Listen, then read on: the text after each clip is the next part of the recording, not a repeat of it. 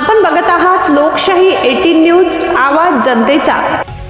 Police ठाण्यासमोर जोरदार ठिय्या आंदोलन। कळवण पोलिसात तक्रार दाखल, गुन्हा दाखल होताच आंदोलन मागे। कळवण तालुक्यातील कळवण खुर्द येथील विठोबा गुलाब पवार हा युवक शेती कामासाठी गेला असता घरी परतला नाही।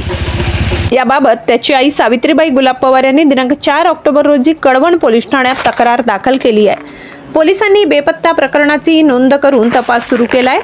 कळवण पोलिसांनी बेपत्ता तरुणांचा शोध सुरगाणा, सापुतारा इतर ठिकाणी केला, मात्र मिळून आला नसल्याने आदिवासी बांधव आक्रमक होऊन सकाळी 9 वाजेपासून पोलीस ठाण्यासमोर रास्ता रोको आंदोलनाला सुरुवात केली होती।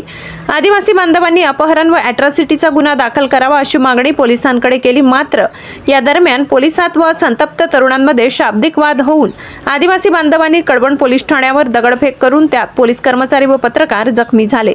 आदिवासी संघटनांच्या पदाधिकाऱ्यांनी शांततेचे आवाहन केल्यानंतर आंदोलक शांत झाले। कळवण पोलिसांनी अपहरण व अॅट्रॉसिटीचा गुन्हा बापू त्र्यंबक शिंदे, राहुल बापू शिंदे यांच्यावर दाखल होताच नंतर आंदोलन मागे घेण्यात आले। दरम्यान कळवण शहरात काही काळ तणावाचे वातावरण होते। लोकशाही 18 न्यूज कळवण, पुंजाराम खांडवी।